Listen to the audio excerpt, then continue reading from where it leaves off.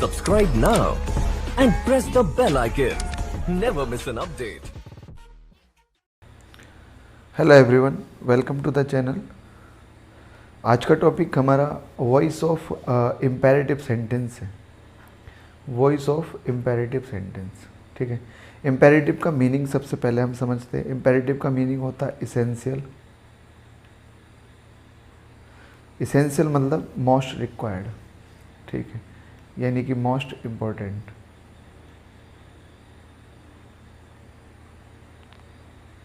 तो इसका सिनोनिम्स भी कभी पूछने के लिए आ जाता है। इम्पेरेटिव का मीनिंग क्या होता है? तो इसेंशियल यानी कि मोस्ट इम्पोर्टेंट, जिसकी ज़्यादा ज़रूरत है। तो इम्पेरेटिव सेंटेंस हमने 3 प्रकार से बांटे हुए हैं।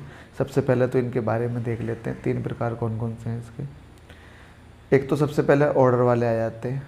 ऑर्डर, एडवाइस और रिक्वेस्ट।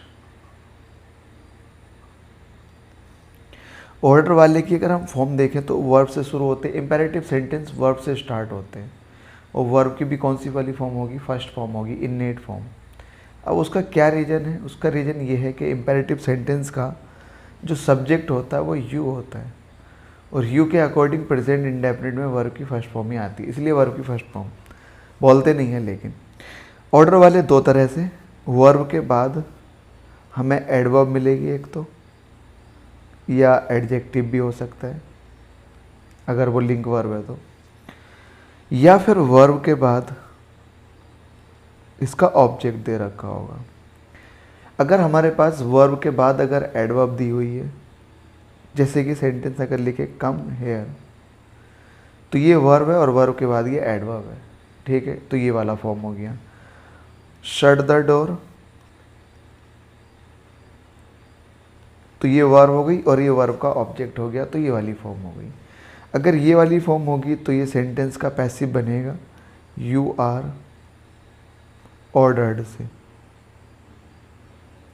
टू के बाद फिर ये पूरा सेंटेंस एज इट इज़ उतार देंगे। जैसे कि इसको अगर हम बनाएं तो यू आर ऑर्डर्ड से बन जाएगा you are ordered to come here. लेकिन अगर ये वाला सेंटेंस है शट द डोर, इस वर्ब का अपना ऑब्जेक्ट है, तो बस इसी ऑब्जेक्ट से बनेगा, लेकिन स्टार्ट होगा लेट से। इम्पेरेटिव बनाने की कोशिश करेंगे लेट से। हालांकि इसको भी हम ऐसे ही बना सकते हैं, you are order to shut the door, ऐसे भी अगर ऑप्शन में दे रखा you are order to shut the door, तो भी सेंटेंस सही हो जाएगा। लेकिन अगर ये वाला नहीं है, कोशिश करेंगे हम इसको इम्पेरेटिव बनाने की, तो लेट से बनाएंगे। तो बनेगा let the door be open. तो अगर ये वाला फॉर्म होगा वर्ब का, ये वाला, तो लेट से बनेगा, और लेट से बनेगा तो लेट के बाद जो ऑब्जेक्ट है वो सब्जेक्ट बन जाएगा, और बी और वी के बाद जो वर्ब है वो थर्ड फॉर्म में आ जाएगी। ये स्ट्रक्चर होगा इसका, ठीक है, अगर ऑब्जेक्ट है तो। एडवाइस वाला भी सेम कंसेप्ट है।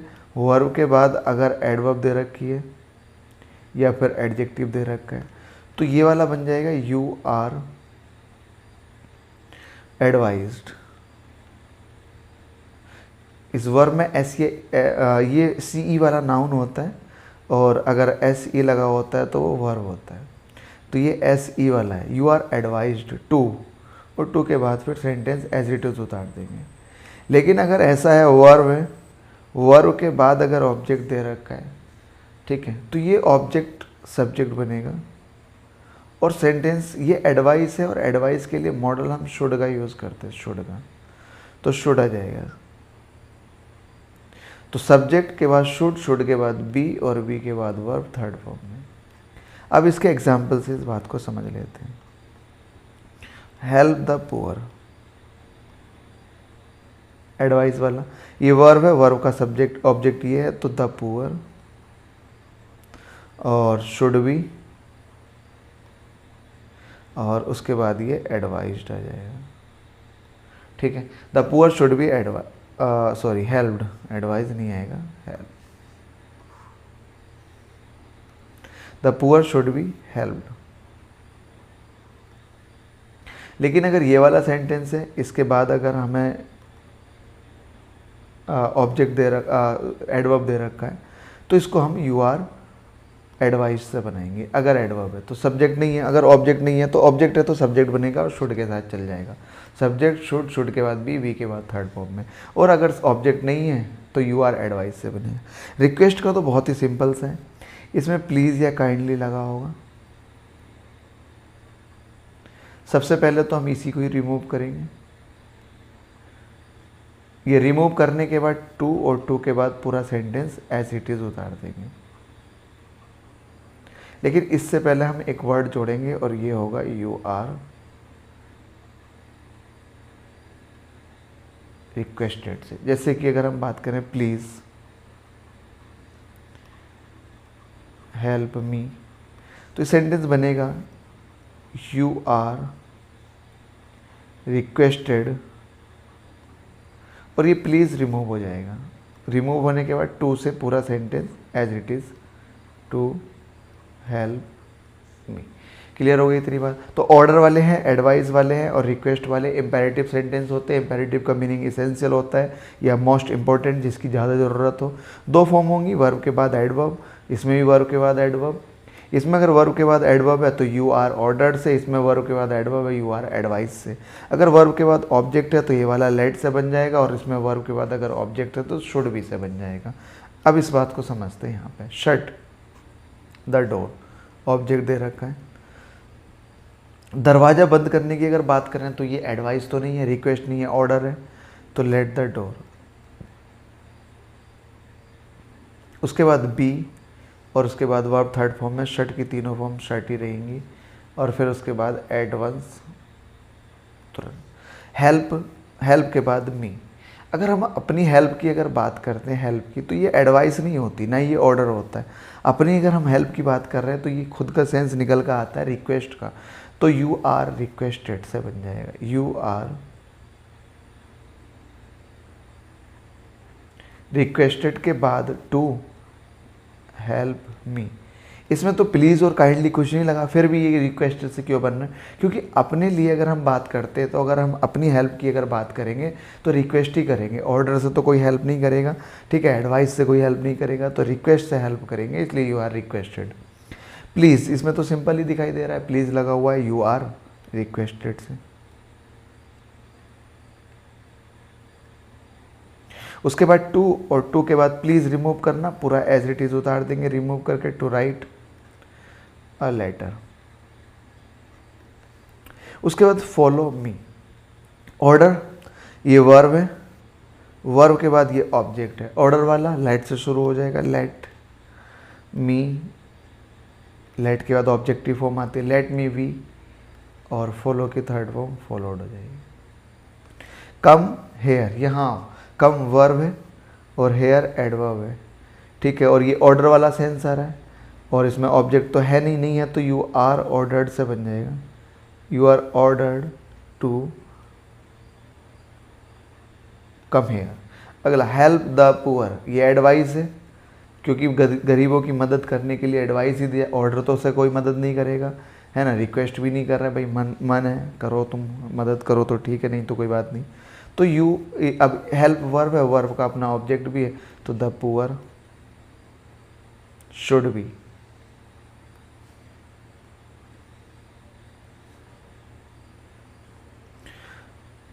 द पुअर शुड बी, और उसके बाद ये हेल्प की थर्ड फॉर्म हेल्प हो जाएगी। आगे ब्रिंग अ बुक, ये ब्रिंग वर्ब है और एक बुक इसका ऑब्जेक्ट है और ये ऑर्डर वाला सेंस आ रहा है, तो लेट द बुक बी, और ब्रिंग की ब्रॉड थर्ड फॉर्म। अगला ओबे योर पेरेंट्स, अपने पेरेंट्स का सम्मान करना चाहिए, आज्ञा का पालन करना चाहिए, तो ये एडवाइस, एडवाइस है तो पेरेंट्स यू। अच्छा एक बात और, ये जनरली सबके लिए, ये जो यू आया ये किसी एक पर्टिकुलर के लिए नहीं आया, ये जनरली सभी के लिए आया, सभी के लिए आया, तो योर लगाने की ज़रूरत नहीं है, सिर्फ पेरेंट्स से स्टार्ट होगा। पेरेंट्स शुड बी रेस्पेक्टेड या ओबेड, रेस्पेक्ट का तो है नहीं, ओबेड, ठीक है। पेरेंट्स शुड बी ओबेड, ये बनेगा प्रिपेयर फॉर द बार, ठीक है। तो प्रिपेयर फॉर द वार यानी कि युद्ध के लिए तैयार रहो, ठीक है, एडवाइस दी जा रही है। तो यू शुड बी प्रिपेयर्ड, इस ऐसे करके हम बना सकते हैं, you should be prepared for the war. दा नहीं लगा रहे, फॉर वार, बस इतना। तो ये should be prepare for the war का मतलब होता है युद्ध के लिए बस हमेशा तैयार रहना चाहिए, पता नहीं कभी भी युद्ध हो सकता है। तो you should be prepared for दा नहीं लगेगा। अगर द आर्टिकल लगा तो एक पर्टिकुलर वार की बात चल रही है, जबकि ऐसी कोई बात नहीं है, जनरल सेंस में बात चल रही है, तो वार ऐसे ही लगेगा। You should be prepared for war. Please come soon, please सबसे पहले तो यही हटाना है, और इससे एक पता लगा कि ये रिक्वेस्ट वाला है, तो यू आर रिक्वेस्टेड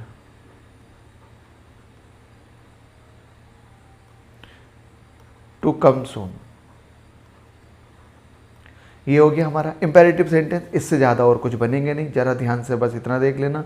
अगर ऑर्डर वाले हैं तो लेट से बनेगा, और एडवाइस वाला है तो शुड बी से बनेगा, और प्लीज़ वाला तो चाहे उसके बाद वर्ब हो या एडवर्ब हो या ऑब्जेक्ट हो, कुछ भी हो, यू आर रिक्वेस्ट से बनेगा, और प्लीज़ और काइंडली उसमें से रिमूव हो जाएंगे, ठीक है। तो ये कुछ एग्जाम्पल थे इसके, और इससे हमसे रिलेटेड इससे बात कर लिए।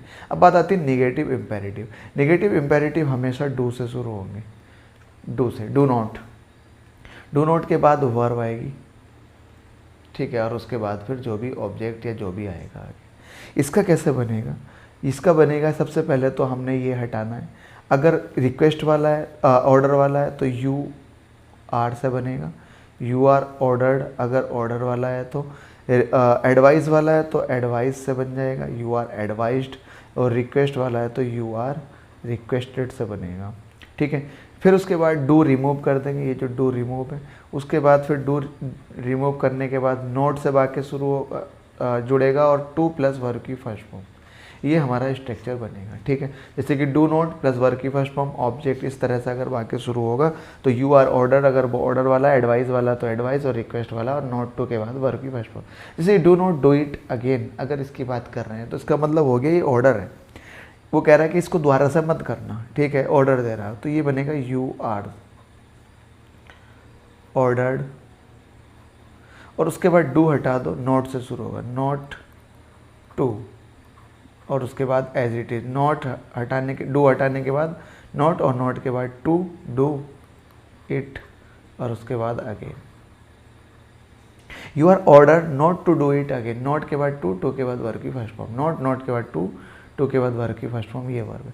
Do not break the rules of the road, ये एडवाइस का सेंस देना, कभी भी जो है वो ब्रेक नहीं करने चाहिए, रोड के जो नियम है, कानून तोड़ने नहीं चाहिए।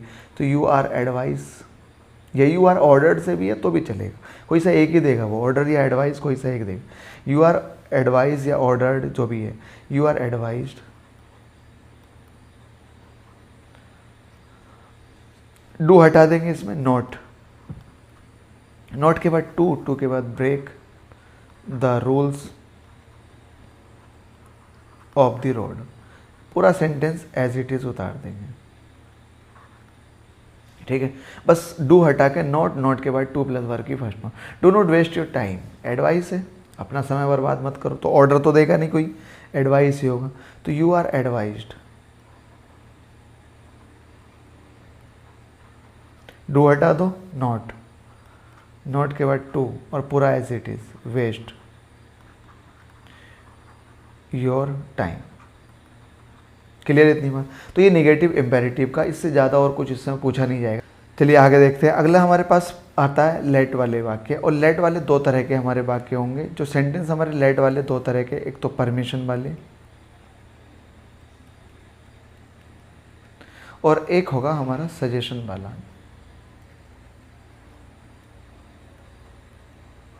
सजेशन वाला केवल एक ही होगा, लेट अस से शुरू होगा। इसके बाद अगर वर्ब है, ठीक है, तो कैसे बनाएंगे, और इसके बाद अगर वर्ब, और वर्ब के बाद अगर ऑब्जेक्ट भी है तो कैसे बनाएंगे, ये देखते हैं। परमिशन वाले भी हमारे दो तरह के होंगे, ठीक है। लेट, अच्छा, परमिशन वाले लेट के बाद हिम होगा, या लेट के बाद यू होगा, या मी होगा, लेट के बाद देम होगा, इस तरह का। अगर इनके बाद वर्ब है तो इस तरह से बनाएंगे, और इनके बाद अगर वर्ब प्लस ऑब्जेक्ट है तो किस तरह से बनाएंगे। अगर केवल वर्ब है तो ये सेंटेंस मे बी अलाउड से बनेगा, मे बी अलाउड से। और इसके बाद अगर ऑब्जेक्ट भी है तो ये लेट से ही बनेगा। लेट के बाद सब्जेक्ट जो है वो ऑब्जेक्ट जो है वो सब्जेक्ट बन जाएगा, और बी के बाद वर्ब थर्ड फॉर्म में। ठीक है, अगर इसकी बात करें लेट के बाद अगर केवल वर्ब की फर्स्ट फॉर्म है तो यू आर सजेस्टेड से बन जाएगा।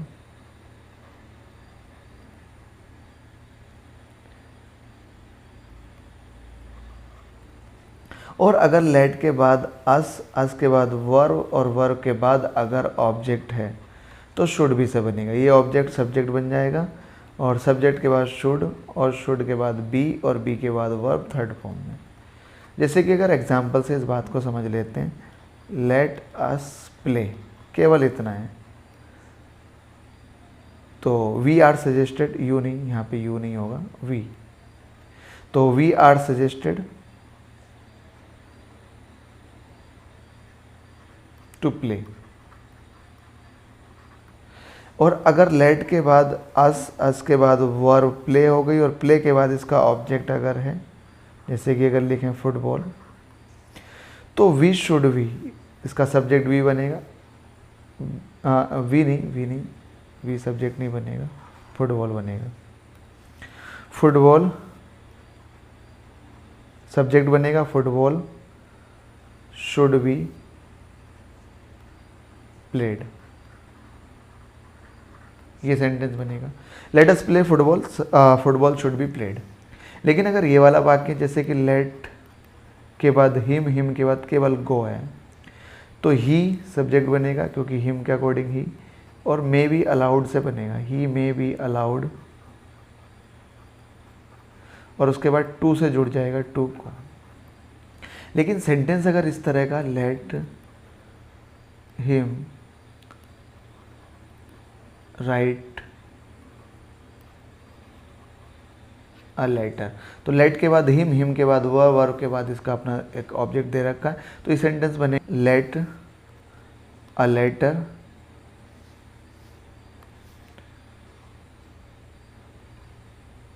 तो अगर ये सेंटेंस है let him write a letter, तो ये सेंटेंस बनेगा let a letter be written by, और ये हिम, इस तरह से। चलिए इनको कुछ सेंटेंस में अप्लाई करके देखते हैं। क्या है, let them watch the movie. Let के बाद देम आया, देम के बाद वर्ब के बाद ऑब्जेक्ट है, तो लेट से ही बनेगा। लेट द मूवी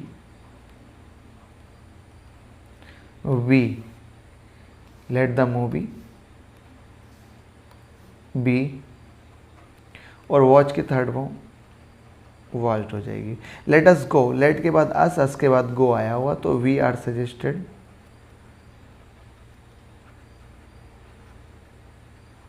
और उसके बाद टू, और टू के बाद गो। सेंटेंस बनेगा we are suggested to go. Let us, let के बाद अस के बाद प्ले वर्ब है, वर्ब के बाद इसका ऑब्जेक्ट है, तो सेंटेंस इसी से बनेगा, ऑब्जेक्ट से, a game.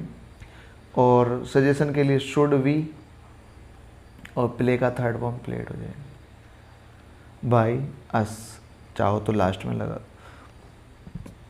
A game should be played by us. अगला, लेट के बाद हर के बाद कम के बाद इनसाइड एडवर्ब है, तो लेट के बाद हर के बाद कम और इनसाइड, तो ये वाला सेंटेंस परमिशन का केवल वर्ब के बाद इसका एडवर्ब दे रखा, उसने ऑब्जेक्ट नहीं दे रखा, तो ये वाला सेंटेंस मे बी अलाउड से बनेगा। शी मे बी अलाउड, या शुड बी अलाउड भी लिखा हो सकता है। She may be allowed to come inside, इस तरह से बनेगा ये। She may be allowed to come inside. Let के बाद अस के बाद स्लीप, वर्ब के बाद एडवर्ब दे रखा है, तो ये एडवर्ब वाला अगर वाक्य है, वर्ब के बाद ऑब्जेक्ट तो दे नहीं रखा, तो सजेशन से बनेगा। We are suggested let us sleep here, तो we are suggested to sleep here. अगला सेंटेंस है हमारे पास, लेट के बाद हिम के बाद वर्ब के बाद एडवर्ब है, तो ये सेंटेंस मे बी अलाउड से बनेगा क्योंकि वर्ब के बाद ऑब्जेक्ट नहीं है, तो वर्ब मे बी अलाउड था, he may be allowed to play here. तो ये इम्पेरेटिव सेंटेंस नहीं है हमारे पास। लेट वाले वाक्य जो लेट से शुरू होते हैं एक तरह से इम्पेरेटिव ही हैं। अगला हमारे पास पॉइंट है टू प्लस वर्ब की फर्स्ट फॉर्म यानी कि इन्फिनेटिव। इन्फिनेटिव का जो पैसिव बनता है टू के बाद बी आ जाता है और बी के बाद वर्ब थर्ड फॉर्म में ये बनता है। जैसे कि सेंटेंस में इज़ है, ये इसके बाद इन्फिनेटिव ये इसका ऑब्जेक्ट है, तो अ लेटर जो ऑब्जेक्ट है वो सब्जेक्ट बनेगा अ लेटर। उसके बाद अ लेटर के हिसाब से इज़ सही है बिल्कुल, अ लेटर इज़। और टू प्लस वर्ब की फर्स्ट फॉर्म का टू बी हो जाएगा, टू बी और राइट का रिटर्न हो जाएगा, टू बी रिटर्न और बाई और सी का हो जाएगा her. A letter is to be return by her. They were to complete the work, ये वर्ब है, वर्ब के बाद टू प्लस वर्ब की फर्स्ट फॉर्म इन्फिनेटिव और उसका ऑब्जेक्ट ये है, तो द वर्क से स्टार्ट होगा। The work was, the work के हिसाब से वॉज आ जाएगा क्योंकि वर्ब पास्ट इंडेफिनिट पास्ट में है तो ये वॉज आ जाएगा। The work was. इसके बाद टू प्लस वर्ब की फर्स्ट फॉर्म टू बी हो जाएगा, टू बी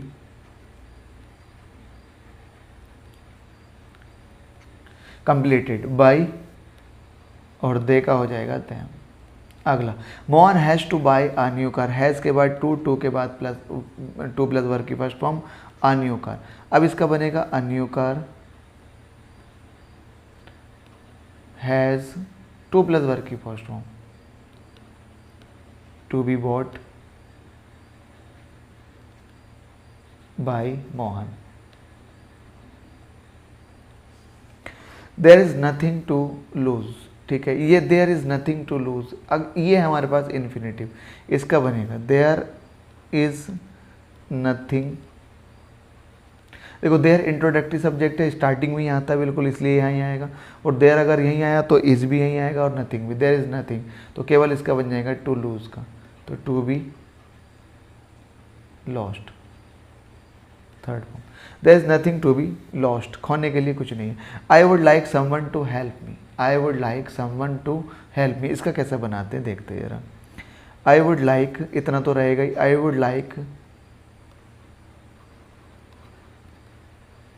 और ये हेल्प का हो जाएगा टू बी, क्योंकि जो ये हेल्प है टू हेल्प का अपना ऑब्जेक्ट मी है और मी अगर ऑब्जेक्ट है तो ये सब्जेक्ट बनेगा और ये वाक्य भी वर्ब सब आई से स्टार्ट होता है, तो आई वुड लाइक और ये बनेगा टू हेल्प का to be helped. I would like to be help by someone, चाहे लिखो या मत लिखो, चाहो तो लिख लो by someone. I would like to be help by someone, तो ये सेंटेंस पूरा हमारा कंप्लीट हो गया।